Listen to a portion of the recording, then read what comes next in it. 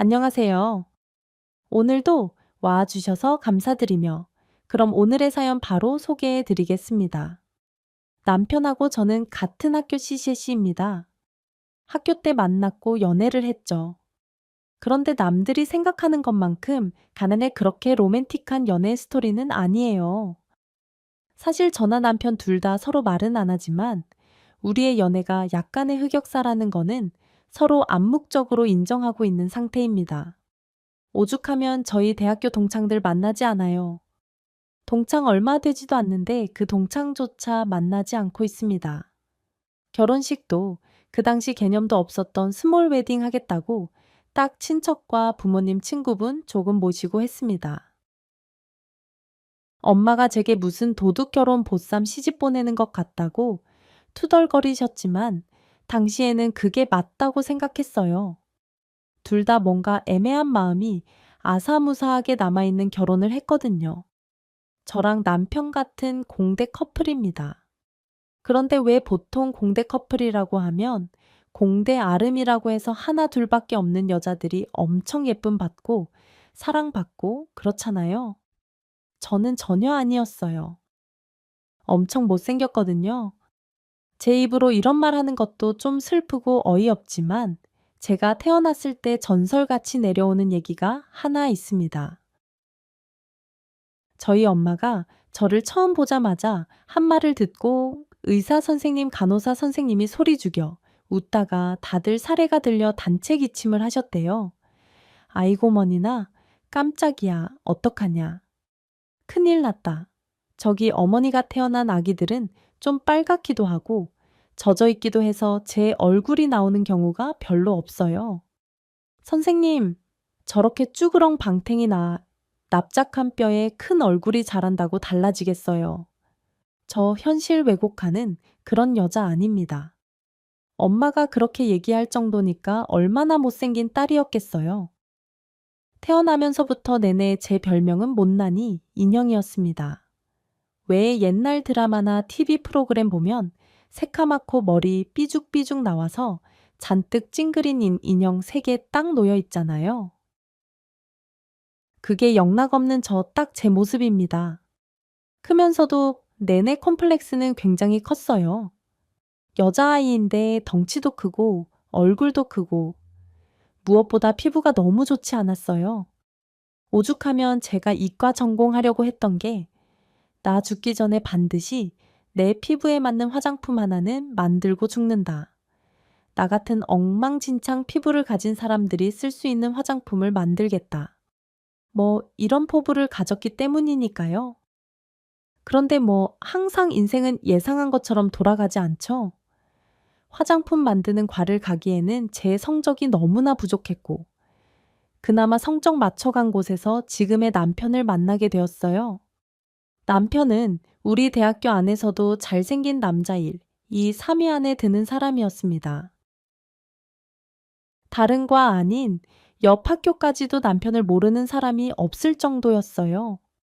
얼마나 잘생겼냐면 가끔 교문 앞에 모르는 사람들이 서성거리는 게 보이면 주변 친구들이 이렇게 얘기해 줄 정도였어요. 쟤 또 소속사에서 스카우트제에 왔나 보다. 또 며칠 전에는 모델 에이전시에서 꼭 한번 오라고. 카메라 테스트라도 받아보자고 명함 지어주고 갔다는데 아이 그것도 연락 안 한 것 같던데 하게 되면 연예인 하겠지. 모델보다야 낫잖아. 아마 얼굴로 그냥 주연 배우 발탁일걸. 아, 사람이 한번 태어났으면 저렇게 생기다가 죽어야 하는데 어떻게 저렇게 잘생겼지? 제 집안도 나름 괜찮대. 아버님, 어머님이 그래도 중견기업 정도 운영하시는데, 아, 완전 사람도 좋으셔가지고, 기부도 엄청 하시고, 야, 대체 저런 애는 누가 데리고 갈까? 누가 데리고 가긴 모델처럼 멋있는 여자가 데리고 가겠지. 안 그래도 여자친구 우리 학교에 있다는데, 멀리서 보면 후광 보인다더라. 너무 예뻐서 다들 그런 얘기를 할 정도로 잘생긴 사람이 바로 제 남편이에요. 그래서 저랑 남편이 처음에 결혼한다는 얘기를 했을 때 정말 그 누구도 남편의 제일 친한 친구조차도 그 말을 믿지 않았습니다. 그리고 나중에는 슬금슬금 사람들이 저한테 물어보더라고요. 혹시 정략 결혼이냐? 부모님이 엄청 돈이 많으시냐? 이것도 저것도 아니면 대체 왜 제가 너랑 결혼하는 거냐? 이런 얘기는 오히려 애교였어요. 나중에는 제가 최면술을 배워 최면을 걸었다느니 술 먹여 재운 후에 전략적으로 사진 찍고 영상 찍어서 협박을 했다느니 정말 어이없는 소문도 돌았습니다. 듣기 좋은 꽃노래도 한두 번이라던데 어이없는 얘기가 자꾸만 돌다 보니 저도 힘들더라고요. 처음에는 내가 이런 남자 차지했어라면서 흐뭇했지만 점점 듣다 보니 왠지 그게 다 저에 대한 욕 같아서 엄청 기분이 언짢았습니다. 그런데 어쩌겠어요. 제 남편이 그렇게 잘난 것을 그냥 그러려니 하고 결혼했죠. 사실 저희가 결혼한 데는 비하인드 스토리가 있습니다. 아마 겨울날이었을 거예요. 크리스마스쯤이었죠. 당연히 저는 모태솔로로 그 어떤 사람도 저랑 만나주지 않는다는 것에 비관해서 혼자 외롭고 쓸쓸하고 슬프던 차였고, 남편은 당시 학교에서 제일 예쁘다는 여자랑 연애를 하고 있었습니다. 그런데 그 여자가 글쎄 바람이 났던 모양이에요. 남편이 나중에 그러더라고요. 그 여자가 바람이 났다는 것보다 자기를 두고 바람이 났다는 거에 자기는 훨씬 더 큰 쇼크를 받았대요. 어떻게 나 같은 사람을 두고 다른 남자를 만날 수 있지라는 생각에 그게 너무 괴로웠다고 하더라고요. 뭐 남편다운 생각이죠. 그때까지만 해도 나르시즘이 절정을 달리고 있는 나르시스트 그 자체였을 테니까요. 그런데 그런 허망함을 안고 교정을 걷고 있는데 제가 눈에 보이더래요. 그때 처음으로 이런 생각이 들었다고 했습니다. 저렇게 못생긴 애는 평생 그 누구도 못 만나겠지. 에이, 크리스마스니까 일생일대의 선물을 준다. 생각하고 밥이나 한번 먹자고 할까? 나중에 그 얘기를 듣고 제가 진짜 어이가 없더라고요. 저와 남편이 똑같은 장면을 기억하는 게 너무 달랐기 때문이죠. 저는 그때 남편이 말을 걸길래 이렇게 생각했거든요. 그래도 내 진가를 알아주는 사람이 이 세상에 하나는 있구나.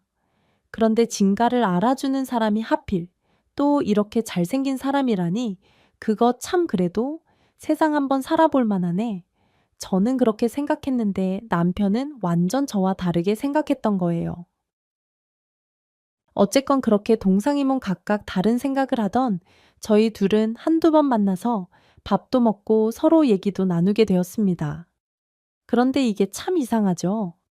전혀 어울릴 것 같지 않고 맞지 않을 것 같은 사람 둘이 얘기를 하다 보니까 은근히 통하는 것도 있고 나름 재밌는 거예요. 어쩌면 서로 기대가 없고 부담이 없어서 그런 것일 수도 있죠. 그런데 그때부터 소문이 조금씩 이상하게 돌기 시작했습니다.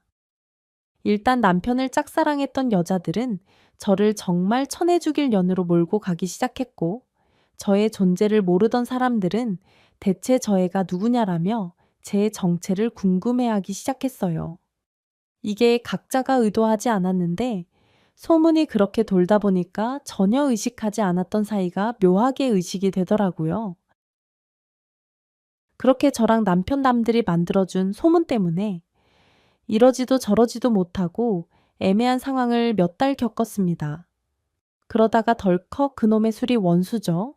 술 먹고 둘이 사고 쳤는데 그 사고 치고 머쓱하게 나오는 순간을 마침 아침 일찍 학교에 일이 있어 우르르 몰려오던 사람들한테 다 들키고 말았지 뭡니까? 조이가 모텔에서 함께 나오던 그 순간 제 앞에서 모두가 의악하며 소리를 지르던 그때를 저는 진짜 잊지 못해요. 너희들 진짜로 그런 사이였어. 차라리 핵전쟁이 났다고 해줘. 이건 있을 수 없는 일이라고. 이야, 네가 미쳤구나.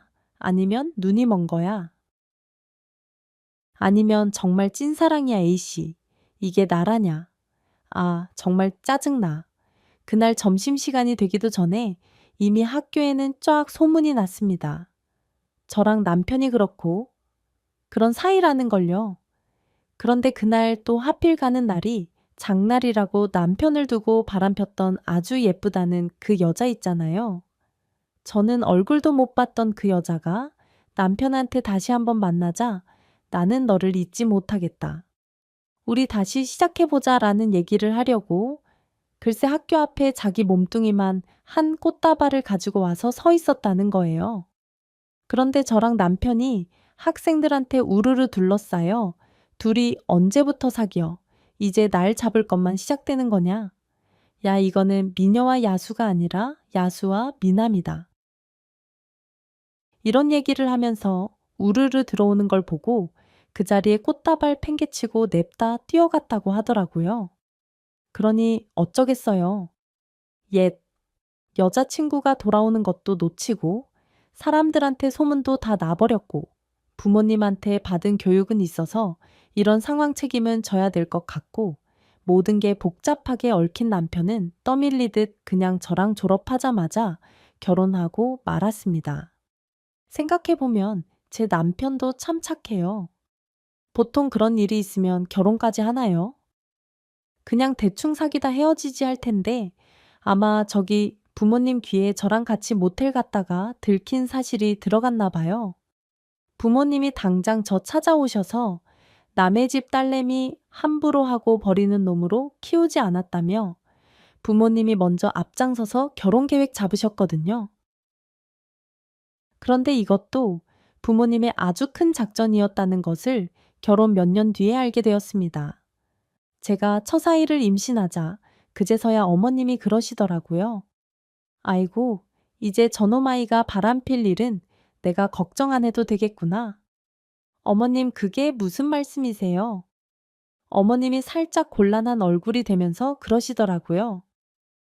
저놈 자식 고등학교 때부터 얼마나 여자들을 홀리고 다녔는지, 내가 손주도 보기 전에 저놈 어디서 제비짓 하다가 걸려들어 욕먹을 일 생길까봐 그게 너무 불안했다.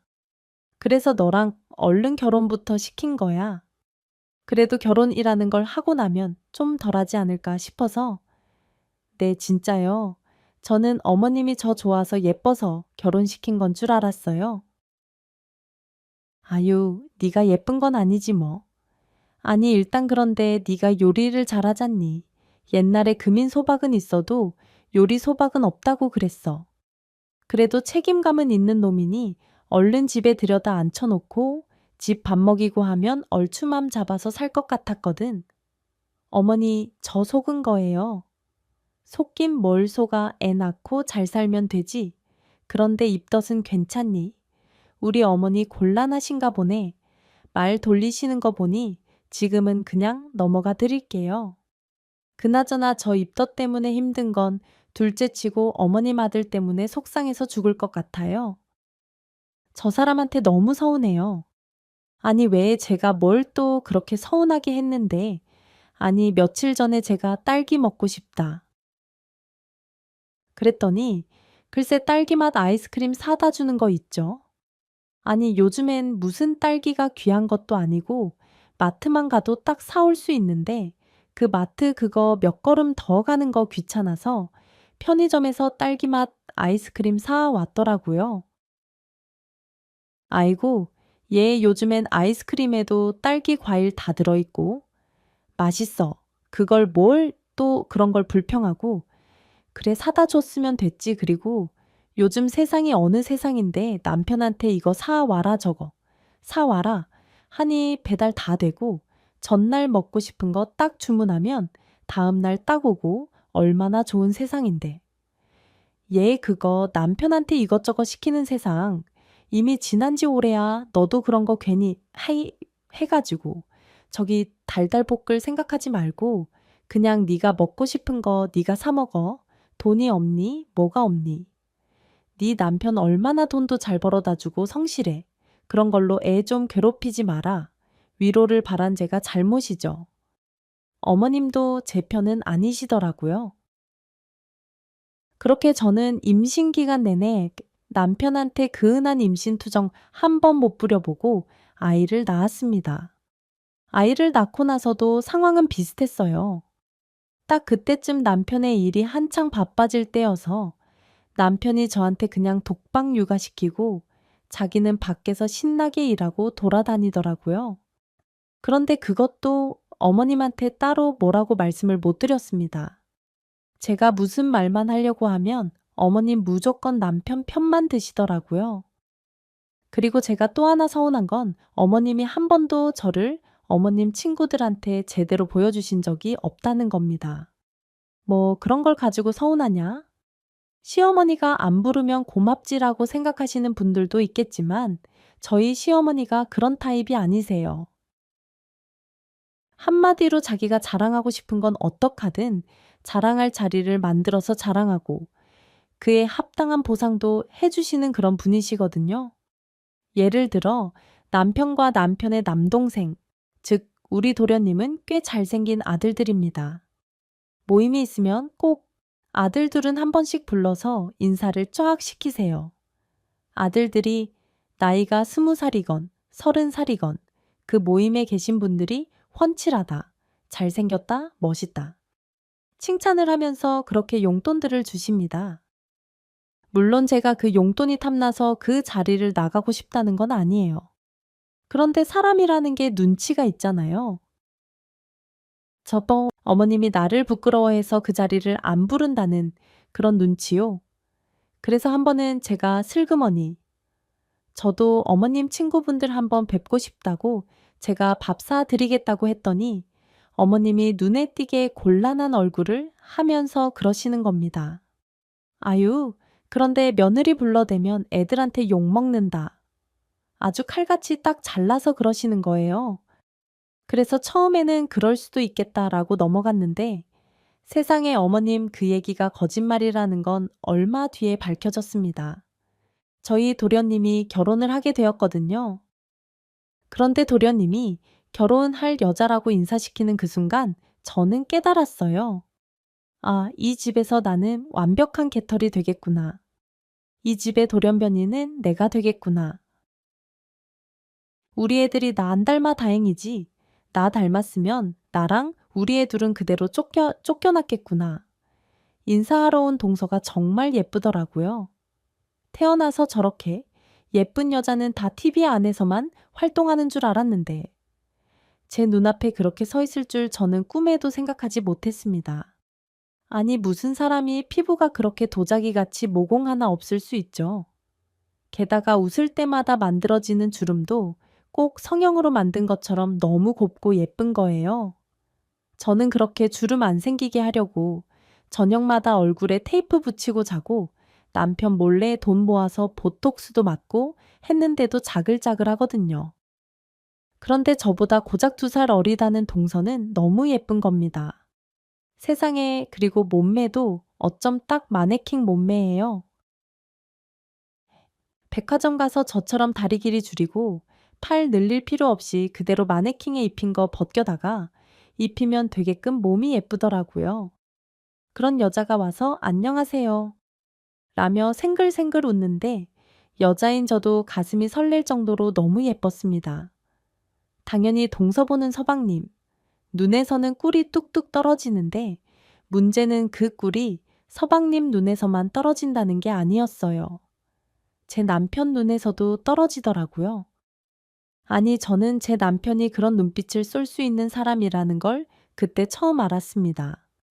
동선의 식구랑 밥을 먹는 내내 동서와 동서를 보는 그 눈빛이 처음에는 어이없고, 그 다음엔 서운하고, 그 다음엔 화가 나더라고요. 아니, 자기 자식한테도 그렇게 다정하게 사랑스러운 눈빛을 보여준 적이 없는 사람이 어쩜 그렇게 끝도 없이 애정이 가득한 눈빛을 보내는지, 게다가 저 연애라고 할 것도 없지만 남편 만나면서 지금까지 단 한 번도 제 앞에 물을 따라준 적이 없거든요. 수저를 놔준 적도 없습니다. 그냥 의뢰이 제가 알아서 혼자 있어요. 그런데 동서가 딱 손을 뻗자마자 물컵으로 바로 손이 가서 그 즉시 딱 물을 따라서 놔주는데 그 이후로 동서 물컵에는 물이 마를 시간이 없었습니다. 반쯤 먹으면 채워주고 반쯤 먹으면 채워주고 아니 무슨 물 따르는 기계인 줄 알았어요. 제 물컵 제가 알아서 셀프로 몇 번씩 채울 동안 그렇게 동선 물컵을 쉴 새 없이 채워주더라고요. 제가 너무 어이가 없어서 여보, 나도 좀 따라줘도 돼? 라고 했거든요. 그랬더니 남편이 뭐라고 하는 줄 아세요? 당신은 물을 너무 자주 먹어서 본인이 알아서 채워 먹는 게 더 나아. 그랬더니 동서가 저한테 이러는 겁니다. 형님은 너무 좋으시겠어요. 아주버님 진짜 다정다감하시네요. 우리 이인은 약간 무뚝뚝한 편이라 제가 가끔 서운하거든요. 여자 서방님이 장난스럽게 살짝 발끈하며 이러시더라고요.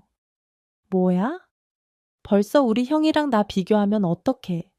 나 안 그래도 자랄 때부터 형이랑 비교당하면서 자랐단 말이야. 자기까지 그러면 나 진짜 서운해. 그랬더니 이놈의 남편 정말 남의 편이 확실했습니다. 혼자 실실 웃으면서 뭐라 그러는 줄 아세요? 형만한 아우 없다잖아요. 제가 많이 가르쳐서 장가 보냈어야 되는데 이거 어떡하죠? 재수 씨 살다가 혹시 고생스럽고 힘든 거 있으면 얼른 저한테 직접 말하세요. 그래도 동생은 형이 좀 가르쳐야죠. 제가 속으로 이렇게 생각했어요. 너나 잘해. 이 자식아, 네가 제일 문제야. 그날 동서 만난 그 자리도 외롭고 쓸쓸하긴 마찬가지였는데 그 외롭고 쓸쓸한 거 누구한테 말할 새도 없이 계속 그 느낌은 이어지더라고요. 제가 어머니가 한 번도 저를 친구들한테 소개 안 해줬던 게 서운했다고 했잖아요. 서운하다고 어머님께 말씀드렸더니 어머님이 너무나 당당하게 며느리들, 그런데 불러대면 욕먹는다고 그렇게 말씀하시면서 안 부르셨다고 했잖아요. 저는 그래서 어머님이 진짜로 그런 생각을 가지고 계신 분인 줄 알았죠. 그런데 어머님이 말씀하신 며느리들, 그런데 불러대면 안 된다는 거는 못생긴 며느리의 한정된 말이었던 모양이더라고요. 어느 날 동서가 너무나 해맑은 얼굴로 진짜 예쁜 작은 가방 하나를 들고 온 거예요. 그냥 저는 지나가는 소리로 칭찬을 했습니다. 동서 가방 너무 예쁘다. 동서가 예쁘니까 그렇게 귀여운 거 들어도 참 사랑스럽다. 어디서 샀어? 그랬더니 동서가 너무 해맑게 이러는 거 있죠. 이쁘죠, 형님? 이거 얼마 전에 어머님이 친구들 모임 있는데 부르셔서 나갔거든요. 그랬더니 어머님 친구분 중 하나가 가방 장수하신다고 이거 제가 들면 너무 예쁠 것 같다고 하나 주셨어요. 대신 가방 들고 몇 번 사진 찍어서 SNS 올려달라고 하셔서 제가 그러겠다고 했죠. 동서가 어머님 모임에 나갔었어. 네, 어머님이 저 모임 자주 부르시는데요. 그래서 제가 얼마 전엔 어머님한테 저도 제 생활이 있으니까 좀 자제해 달라고 부탁드렸어요. 그래? 그 말 할 정도로 자주 갔어. 몇 번이나 갔었는데 결혼하고 진짜 한 10번 넘게 간 것 같은데요. 어머님이 모임이 진짜 많으시더라고요.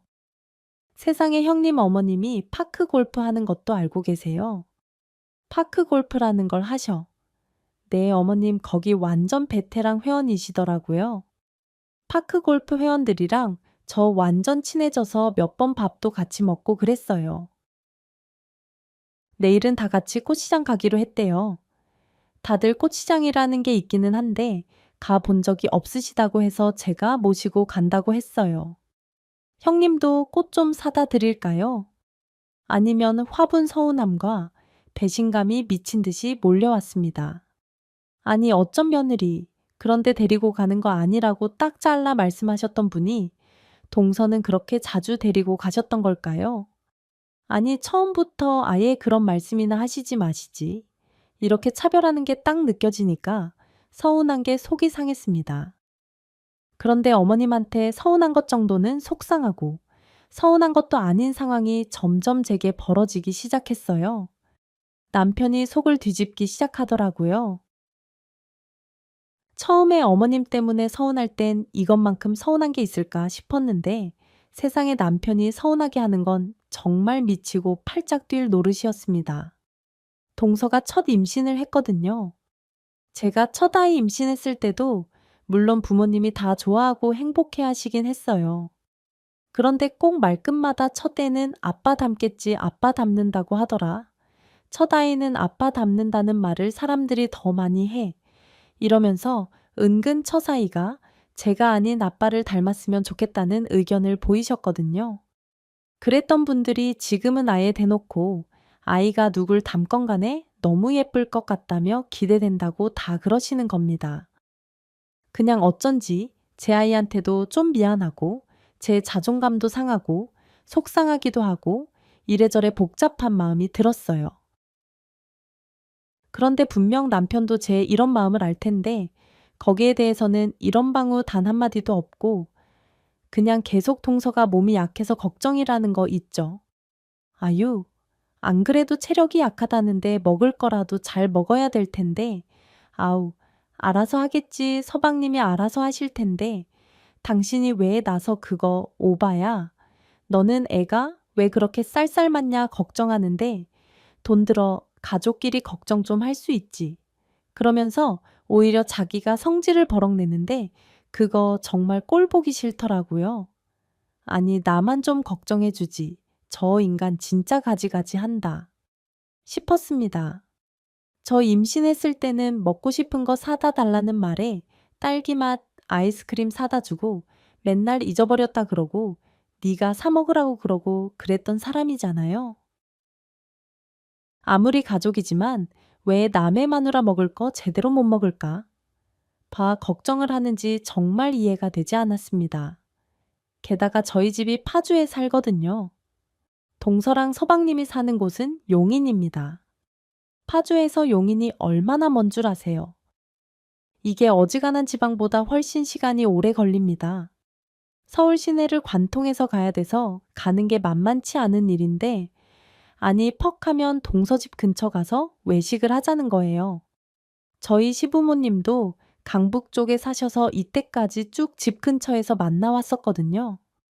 그런데 왜 새삼스레 강 아래쪽에서 만나자고들 하는지 이것도 미칠 노릇이었습니다. 모든 게 동서 위주로 돌아가기 시작했죠. 좀 어이없고 속상하더라고요. 이때까지 저한테는 한 번도 해주지 않은 배려를 동서는 너무나 쉽게 받는 느낌이었거든요. 그래서 제가 몇 번 거기에 대해서 안 좋은 소리를 한 적은 있었습니다. 그러니까 그때마다 남편이 저를 질투심 많고 이해심 없는 그런 형님으로 몰아가는데 그것도 너무 짜증나고 속상한 거예요. 그래서 그다음부터는 그냥 모르는 척하기로 했습니다. 제가 그렇게 툴툴거리니까 제 눈치가 조금 보였는지 동서한테 가서 밥 먹자는 좀 그런 얘기는 좀 줄긴 하더라. 이후에 생긴 이상한 버릇이 하나 더 속을 썩이기는 했죠. 한 번씩 자기 동생 욕을 그렇게 한다는 겁니다. 그런데 동생이 뭘 잘못해서 저한테 욕을 하는 게 아니라 동서한테 좀 더 잘하지 않는다고 흥분을 하면서 펄펄 뛰는 거 있죠. 아니, 누가 보면 친정오빠인 줄 알겠더라고요. 걔는 그렇게 무뚝뚝해서 자기 마누라 힘든 것도 몰라준다면서 아니 임신하면 먹고 싶은 거 못 먹는 게 얼마나 서러운데 그걸 하나 안 사주느냐고 씩씩거리대요. 너무 어이가 없더라고요. 그래서 제가 제 남편한테 그랬습니다. 기억 안 나. 당신은 내가 임신했을 때 딸기 먹고 싶다. 그랬더니 딸기 맛 아이스크림 사다 준 사람이잖아. 야, 거기에 생딸기 들어있는 게 다른 데 들어있는 딸기보다 훨씬 좋은 거 쓰는 거야. 그런데 들어있는 생딸기가 진짜 생딸기야. 너 대기업 무시해. 아니 이게 대체 말인지 방꾼지 어디서 그딴 소리를 짓거리는지 어이가 없었습니다. 그걸 지금 말이라고 해. 에휴, 알았어. 알았어. 어쨌건 그땐 나도 그냥 그게 그래도 되는 줄 알았어. 그런데 너 그런 걸 아직도 기억해가지고 궁시렁거리고 있냐? 아니, 궁시렁거리는 게 아니고 지금 당신 하는 행태가 너무 이상하잖아. 먹고 싶은 게 있건 없건 그 집에서 알아서 하겠지. 그걸 왜 당신이 하려고 그래? 아니, 우리가 남이야. 너 그러면 안 돼. 사람이 더불어 사는 세상에 어이가 없더라고요. 자기가 뭐 언제부터 그렇게 더불어 사는 세상을 살았다고 세상 천지 이기적인 인간의 표본 같은 사람이 더불어 사는 세상 운운하니까 진짜 기가 막혀서 쓰러지겠더라고요. 더불어 사는 세상. 좋아하네. 네가 뭐 언제 더불어 사는 세상에 뭐 신경 쓴 적이라도 있냐?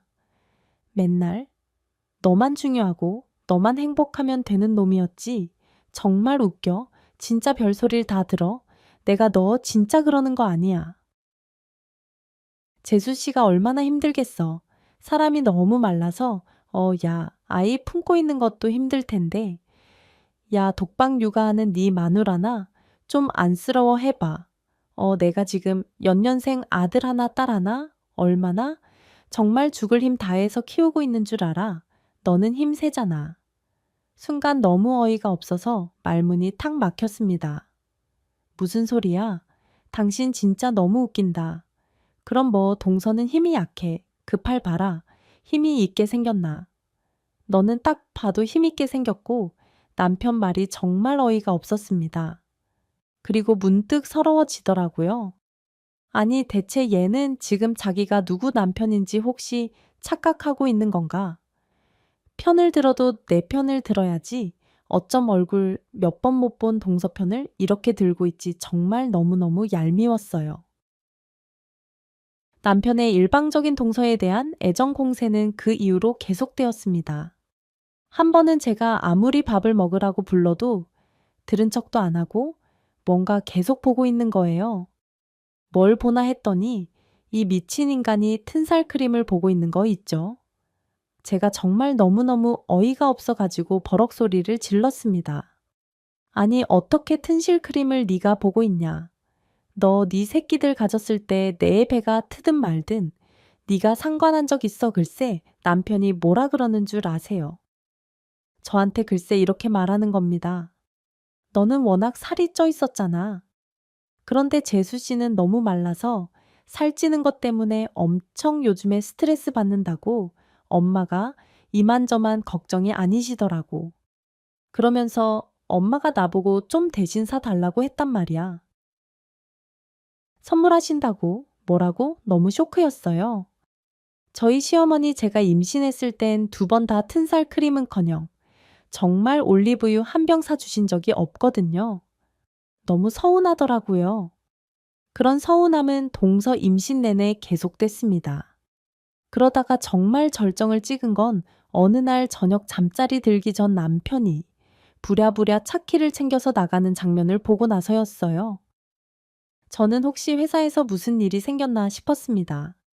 그래서 제가 물어봤죠, 이 밤에. 어디가, 아니, 좀 가야 될 때가 있어서 어딜 가는데 이 밤에 누구 돌아가셨어? 아니다.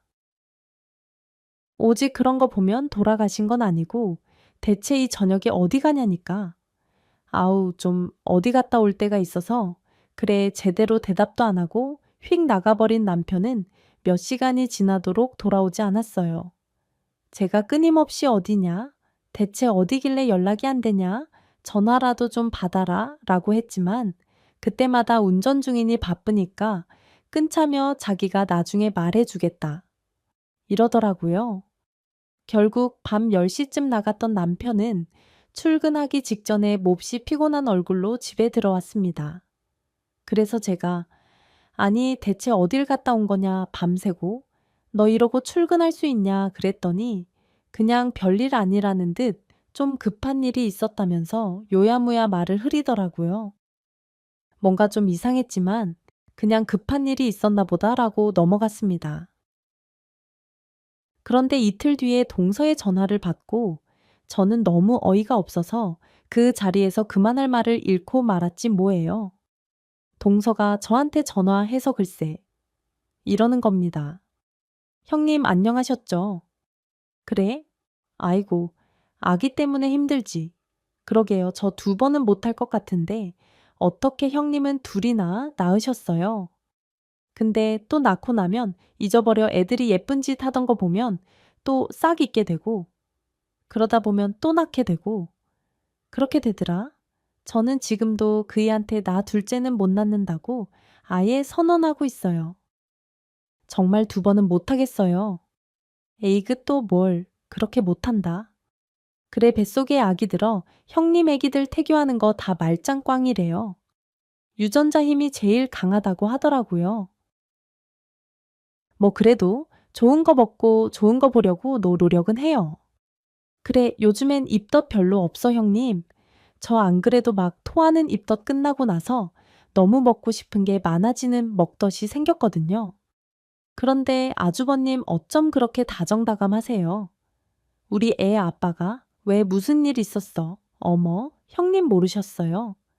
그저께 사실 제가 돼지국밥이 밤에 너무 먹고 싶은 거예요. 그런데 다른 돼지국밥은 다 냄새나고 뭔가 좀 맛없고, 그런데 제가 이이랑 연애 시절에 항상 먹던 돼지국밥이 있었거든요. 그런데 그게 부산이에요. 부산? 그래서 제가 이 사람한테 부산 가서 오이 돼지국밥 좀 사 와달라고, 지금 가면 KTX 막차 탈 수 있으니까 가서 사가지고 아침 첫 차 타고 올라와 달라고 막 조르는데, 이 사람이 글쎄 모른 척도 안 하는 거예요. 어떻게 부산까지 가냐고. 그런데 제가 마침 아주버님이 전화 왔길래 이 사람이 돼지국밥도 안 사준다고 그랬더니, 글쎄 아주버님이 그러시는 거 있죠. 임신할 때 먹고 싶은 거 못 먹으면 그거 평생 남는다고 그런 거 먹어줘야 된다고요. 그러면서 막 이 일을 꾸중하시더니 아침에 돼지국밥 가지고 글쎄 저희 집에 오신 거예요. 갑자기 머리가 띵했습니다. 그리고 정신이 어질어질하고 누가 시키지도 않았는데 뒤통수에서부터 쏟아져 나온 눈물이 앞으로 칼슘 쏟아지려고 하더라고요. 간신히 추스르고 차분하게 그랬습니다. 3일 전일 말하는 거구나. 네, 형님도 알고 계시는 거죠? 세상에 아주버님이 밤새 운전해서 부산까지 내려가셔서 돼지국밥 포장해서 올라오셨다는데, 그것도 얼마나 배려가 넘치신지 딸랑 한 그릇 사 오신 게 아니고요. 자그마치 10그릇 가져오셨어요. 나머지 9개는 딱 포장해가지고 냉동실에 얼려놓고 먹고 싶을 때 하나씩 꺼내서 끓여 먹으라고요. 세상의 조리법까지 상세하게 알려주시고 아침에 돼지국밥 다 끓여놓고 가셨다니까요. 제가 그것 때문에 지금까지 며칠째 제 남편 달달 보고 있는 거예요. 형 밥만이라도 좀 닮아 보라고요. 저 형님 너무 부러워요. 이렇게 다정다감하고 엉덩이 가벼워서 확확 일어나서 막 움직여주는 남편이 또 있어요. 어쩜 저희 어머님 아버님이 좋은 아들 유전자는 다 형한테만 물려줬나 봐요. 채태, 이 사람 진짜 잘생긴 것 빼고는 할 줄 아는 거 아무것도 없어요. 동서가 그렇게 한참 얘기를 쏟아내고 전화를 끊었는데 왜 저는 동서가 저한테 일부러 전화해서 자랑을 했다는 생각이 들까요? 제 남편을 아무 생각 없이 칭찬하려는 게 아니라 네 남편이 나한테 이렇게 해주었다.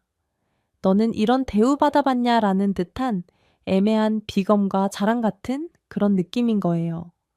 저 이런 일 사실 너무 많이 겪어봤거든요. 삐뚤어진 마음을 가진 예쁜 아이들이 저처럼 못생긴 아이들 은근히 기죽이고 밟아내려 찍어 누르면서 스스로 잘난 척하는 방법 중에 하나입니다.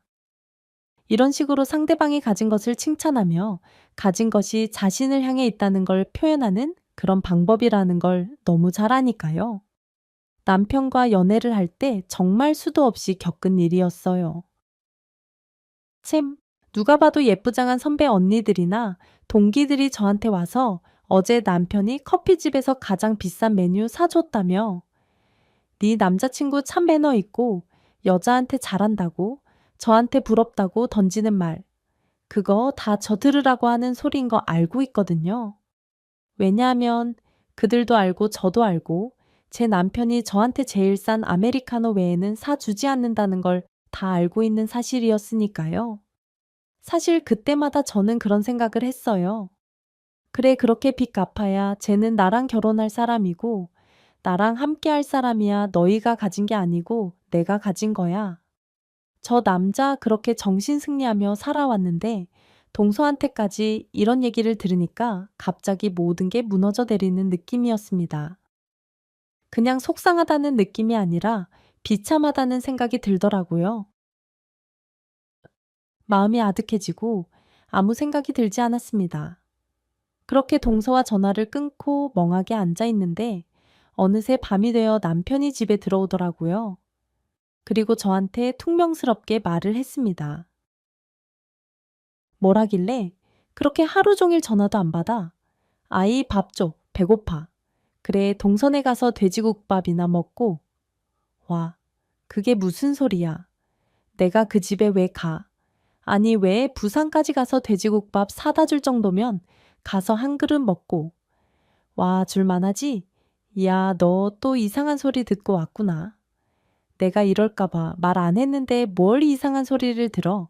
동서가 나한테 친히 전화해서 그렇게 친절하고 멋진 아주버님이 있어서 얼마나 좋겠냐고 나한테 그러더라. 나는 딸기 케이크 먹고 싶고 생딸기 먹고 싶어도 대기업에서 만든 딸기, 아이스크림밖에 못 먹은 사람이라. 돼지국밥이 어떤 맛인지 임신했을 때 먹고 싶은 거를 바로 먹는 게 어떤 느낌인지 전혀 몰라서 동서 말에 호응도 못 해줬어. 아유, 또 그렇게 꼬아서 말한다. 동생이 부탁한 거야. 자기가 그 다음날 새벽에 나가야 돼서 도저히 시간이 없다고 나한테 돈도 주고 수고비도 주고 기름값도 주고 다 줬어. 동생이 자기 아내가 그렇게 먹고 싶어 하는데 자기가 못 간다고 야근에 뭐해 다 겹쳐서 집에도 못 들어가고 있다고 나한테 사정사정 하는데 그럼 어떡하냐? 거절을 해. 애가 그렇게 울먹울먹 하면서 사정사정을 하는데 어휴, 서방님은 좋겠다. 그렇게 말 잘 들어주는 형이 있어서 그리고 동서도 좋겠다. 그렇게 착착 사다 주는 시아주버님이 있어서 진짜 또 왜 그러냐. 쓸데없는 소리 하지 마. 남편이 딱 잘라 얘기를 했지만 제가 제 남편을 모르겠어요. 그 얼굴 표정에 서려 있는 당황스러운 빛, 저는 남편이 거짓말하고 있다는 걸 한눈에 느낄 수 있었습니다.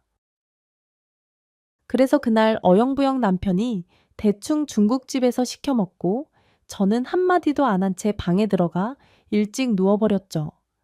그런데 그날 새벽 결국 제가 폭발하는 일이 생기고 말았습니다. 일찍 잠들어서 그냥 쭉 자고 있는데 새벽 1시 정도 됐으려나 마루에서 뭔가 두런두런 킥킥거리는 소리가 들리는 거예요. 남편이었습니다. 저 인간이 지금 뭐 하나 싶어 가만히 방문에 귀를 대고 들었죠. 처음에는 무슨 방송 같은 걸 보는 줄 알았어요. 하지만 차근차근 듣다 보니 아니 동서랑 통화를 하고 있는 거예요. 통화를 하는 남편의 말이 가관이었습니다. 원래 예쁜 사람은 먹고 싶은 것도 많아요. 왜 많이 아는 사람이 이것저것 궁금하고 먹고 싶은 게 많다고 하잖아요. 예쁜 사람도 그래요. 재수 씨가 그래서 그런가 보지 뭐 아이 아니에요. 국밥 먹고 싶으면 언제든지 얘기해요. 아이 뭐 부산까지 얼마나 한다고 여기서 한 5시간 걸리니까 미리 주문해 놓고 5시간 논스톱으로 쭉 달렸다가 딱 받자마자 다시 쭉 달려오면 돼. 아이 그거 얼마 되지도 않은 걸. 뭐 나 워낙 드라이브 좋아해서 평소에도 너 4-5시간씩 운전해요. 아이 그거 뭐 어렵다고 하나도 어려운 거 아니야. 다음에 부산 말고 뭐 통영 목포 이런 데서도 먹고 싶은 거 있으면 말해요. 아이 그나저나 저기 어떻게 날 그렇게 남편이 늦어서 내가 이 녀석 아주 단단히 혼을 내야겠어. 임신한 아내 두고 어딜 이렇게 싸돌아다니는 거야. 회사 일 바쁘다는 거 그거 다 핑계야 미안한 말이지만 나도 해봐서 아는데 임신한 아내 있다고 그러면 회사에서도 다 일찍 집에 보내주고 그래요. 그런데 이제 집에 오면은 뭐 이거 해달라 저거 해달라 하니까 귀찮아서 아이 그냥 괜히 자기 시간 뺏기는 것 같고 그러니까 일 핑계 대고 늦게 들어오는 거지. 내가 이런 거 알려줬다는 얘기 하지 말고 나중에 단단히 잡아요. 아이 잡으면 또 잡혀. 우리 형제가 저 임신했을 때 이 사람 주말에도 일 있다고 회사 나가던 사람이었거든요. 자기 없으면 회사 안 돌아가는 것처럼. 주말에도 한 달에 2번은 꼬박꼬박 토요일, 일요일 다 회사 나가서 야근에 잔업까지 다 하고 오던 사람이었습니다. 그런 사람이 지금 동서한테 저런 얘기를 하고 있는 걸 들으니까 정말 피가 거꾸로 솟더라고요. 대체 이 인간을 어떻게 해야 되나라는 생각이 들면서 설마 이 둘이서 바람이 났나 싶은 생각까지 들었습니다. 그러면서 처음에 동서한테 가졌던 일말의 동경, 이런 게 싹 사라지면서 분노만이 부글부글 끓어오르더라고요.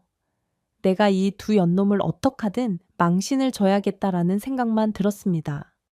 당장 나가서 머리끄댕이를 잡을까? 전화기를 붙들고 소리를 고래고래 지를까 하다가 혹시 동서아이가 잘못될까봐 그거는 못하겠더라고요. 그놈의 모성애가 뭔지 한 번 엄마가, 아니 2번 엄마가 돼 보고 나니까 뱃속에 아이 품고 있는 여자한테는 모질게 못하겠는 겁니다. 그런데 동서는 그렇다고 치더라도 이 인간은 어떡하든 손을 봐줘야겠다라는 생각이 들었어요. 그렇게 며칠 뒤에 남편의 주접이 좀 잠잠해졌을 때쯤 저희 결혼 기념일이 다가왔습니다. 제가 은근히 남편에게 물었어요. 우리 결혼 기념일인데 뭐 할 거냐고요? 그랬더니 남편이 코웃음을 치면서 그러는 겁니다. 산 지가 얼만데 아직도 결혼 기념일을 챙기냐는 거죠. 그러면서 저한테 뭐 갖고 싶은 거 있으면 50만 원 한도 내에서 그냥 카드로 사라고 하더라고요. 좀 서운했지만 저는 또 계획한 바가 있어서 남편에게 챙겨 웃으면서 얘기했습니다. 나는 당신한테 이벤트 하나 준비하려고. 그러니까 늦지 말고 꼭 일찍 들어와요. 이 주책 맞고 물색 없는 놈이 그래도 이벤트라고 그랬더니 기분이 좋았는지 비실비실 웃더니 쓱 나가더라고요. 그때부터 저는 차근차근 이벤트를 준비하기 시작했습니다. 그리고 남편이 돌아오자마자 남편의 눈을 아주 암흑천지 깜깜한 천으로 꽁꽁 묶어 가렸어요. 뭐 하는 거야? 아니 뭐 하게 내가 정말 좋은데 데리고 가려고 조심의 차로 갈 거야. 그리고 남편을 차에 싣고 운전을 시작했습니다. 혹시 들킬까봐 내비게이션 소리도 줄이고 화면만 보면서 진짜 열심히 운전했죠. 남편은 내내 들뜬 목소리로 어디지 어디 가는 거지라면서 혼자 좋아 죽더라고요. 그러거나 말거나 남편을 데리고 제가 목적한 곳까지 갔습니다. 그리고 그 앞에 남편을 세워두고 벨을 눌렀어요. 누구세요? 안에서 들려오는 소리에 남편 얼굴이 하얗게 질리며 당황하기 시작했습니다. 벌컥 문이 열리고 동서와 서방님이 나와서 어리둥절한 눈으로 쳐다보더라고요. 제가 남편을 그 집으로 확 밀어넣으며 이렇게 말했습니다. 이 사람은 이 집 여자가 더 좋은가 봐. 부산까지 내려가서 국밥도 사다 주고 새벽 1시에 서로 통화도 하고 혼자 좋아서 날뛰는 건지 둘이 같이 좋은 건지 모르겠지만 이 집 형제들 둘이서 알아서 해결해 당황한 서방님과 동서 앞에 남편을 확 밀어주고 저는 바로 집으로 돌아오고 말았어요. 그리고 집으로 와서 짐을 싹 챙겨서 아이들과 함께 친정으로 가버렸죠. 친정 부모님이 대체 이게 무슨 일이냐, 왜 온 거냐라고 했지만 그냥 아무 말 없이 엄마 아빠 보고 싶어서 왔다고 그냥 별일 없다라는 얘기밖에 할 수가 없었습니다. 어떻게 남편이 저보다 동서를 더 좋아해서 도망갔다고 말을 하겠어요? 남편한테 미친 듯이 전화가 왔지만 전화 싹 끊어버린 채 대답도 하지 않았습니다. 더 이상 남편이랑 대화도 하기 싫고 사실 솔직히 말하면 얼굴도 보기 싫더라고요. 그렇게 며칠이 지났어요. 남편은 무릎이 닳도록 손발이 닳도록 저한테 빌고 저희 시부모님도 제 남편이 이상한 짓 했다며 저보고 이해하라고 한 번만 용서하라고 계속 연락이 오시더라고요. 그런데 한 번 응어리진 제 마음은 풀어질 줄을 몰랐습니다. 이때까지 계속 쌓여왔던 게 한 번에 터진 듯 다시는 보고 싶지도 않더라고요. 그래서 제가 남편한테 수많은 문자 끝에 딱 한마디 보냈습니다. 이혼하자고요. 그랬더니 그때부터 더 난리가 나는 겁니다. 그렇게 동서만 예뻐하시던 시어머니, 손주들 다 뺏기고 동서랑 바람난 남편으로 소문난 채 자기의 큰아들 인생 망칠까봐 걱정이 되셨는지 저한테 끝없이 전화가 와서 내가 아주 머리끄댕이 잡아서 단단하게 혼내주겠다. 걔가 정이 많아서 자기 동생 아내라고 좀 생각한 모양이다. 네가 용서해라. 계속 이런 쓸데없는 말씀을 하시는 거예요. 그래서 제가 어머님께 와다다 쏟아서 부었습니다. 이때까지 그 사람이 저를 얼마나 서운하게 했는지, 저를 얼마나 모멸감을 느끼게 했는지 말이죠. 그리고 임신했을 때 단 한 번도 그런 식으로 잘해준 적 없는 사람이 동서가 먹고 싶다. 그러니 부산까지 내려가서 그런 것들을 다 사왔더라. 나는 이런 취급받고는 못 산다. 그렇게 다다다 쏘아붙였습니다. 그 얘기를 듣고 어머님조차도 약간 황당해 하시더라고요. 아니, 걔가 그랬다고 내 이래도 제가 심한 건가요? 아니다. 너 서운할 만했네, 서운할 만했어. 아이고, 미친놈의 새끼. 아니, 지 마누라한텐 안 그러고 왜 그게 미친놈이지? 내가 미친놈 낳았다. 미친놈 낳았어. 어머님이 그렇게 말씀해 주시니 그래도 마음이 조금 나아지긴 하더라고요. 또 저는 남편을 받아줄 생각이 없었습니다. 그런데 이 남편이란 놈 저한테 연락을 하다 안 되니까 글쎄 제가 파트타임으로 일하고 있는 회사 앞까지 찾아왔더라고요. 딱 얼굴을 봤는데 무슨 얼굴이 3분의 1 쪽이 난 거 있죠. 첩보. 잘생긴 게 남아있던 얼굴이 완전히 10년은 늙은 할아버지처럼 변해 있는 겁니다.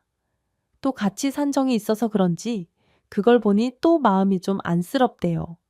하지만 여기서 제가 마음이 풀리면 또 똑같은 취급받고 살 게 뻔해서 마음을 단단히 먹고 싸늘하게 남편을 맞이했어요. 뭐 하러 왔어? 화. 좀 풀어줘. 미안해? 아이, 내가 잠깐 미쳤었나 봐. 기왕 미친 거. 그냥 제대로 미쳐. 나쁘지 않지. 뭐 일처다부제 이런 거 하면 되잖아. 형님하고 동생이 같은 여자한테 빠진 거. 뭐 어때? 그냥 동서랑 살아. 어머님도 동서 훨씬 예뻐하시고 당신도 동서 훨씬 좋아하잖아. 그게 아니라니까 내가 잠깐 눈이 돌았어. 그래, 예쁜 여자니까 눈 돌았겠지. 그 눈돈 여자랑 살라고 내가 보내주는 거잖아. 그냥 같이 살아. 누가 뭐래. 안 말린다고 보내준다고? 미안해. 그런데 내 얘기도 좀 들어줘. 듣긴 뭘 듣냐. 네가 얘기하는 거 내가 다 들어줘야 되냐. 그러니까 내가 잘못했다고. 그런데 아이, 내 얘기 조금만 들어달라니까. 그러면서 남편이 이런 말을 하더라고요. 오래전 저랑 사귀기 전에 남편이랑 정말 오랫동안 연애했던 여자 얘기를 하더라고요. 저도 알죠. 남편이랑 제가 처음 사고 쳐서 학교에 소문이 났던 날 남편과 다시 잘해보겠다고 꽃다발 들고 교문에 서 있다가 그냥 돌아간 그 여자요. 그런데 그 여자가 남편을 두고 바람을 폈었다네요.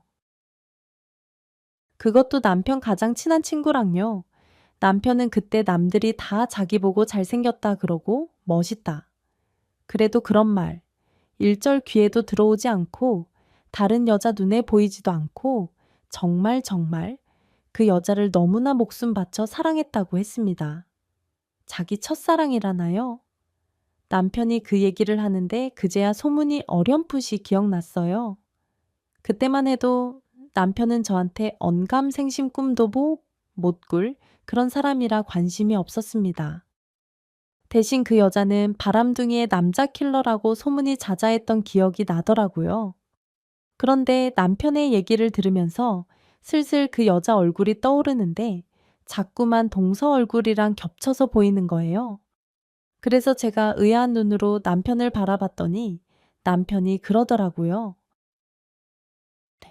어쨌건 그 여자가 내 제일 친한 친구랑 바람이 나서 헤어지고 그 둘이서 졸업하자마자 유학을 갔거든.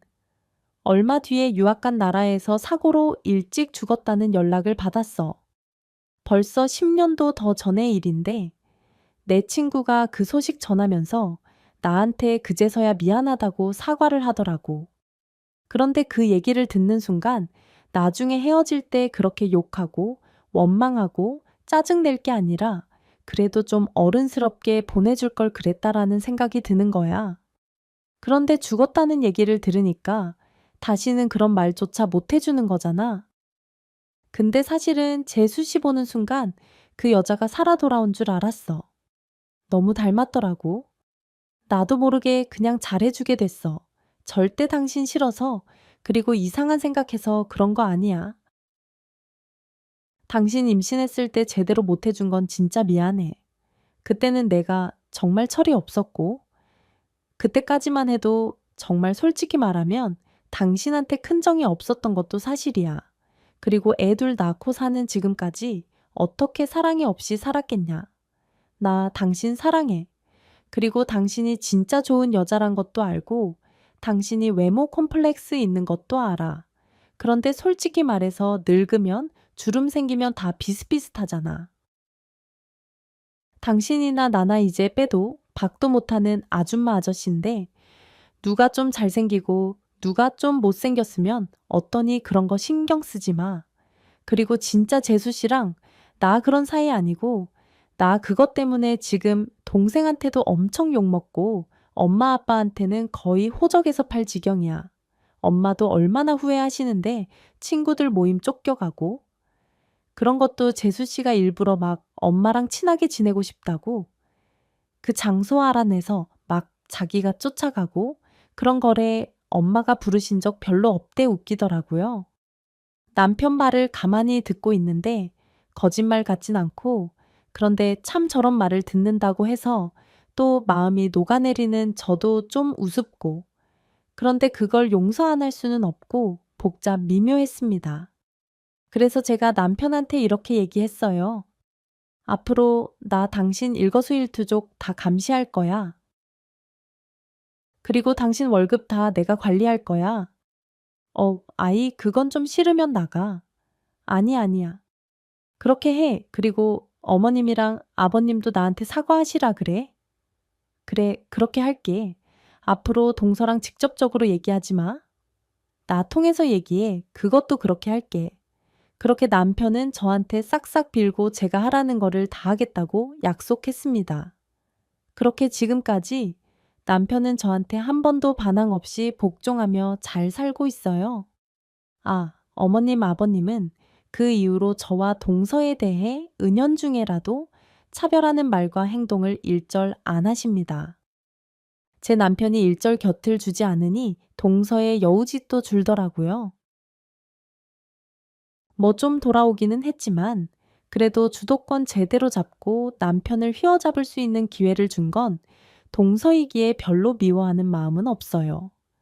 대신 앞으로도 한 번만 더 여우짓하면 그때는 단단히 기강을 잡으려고요. 못난이 인형이 화나면 얼마나 무서운지 보여줘야죠.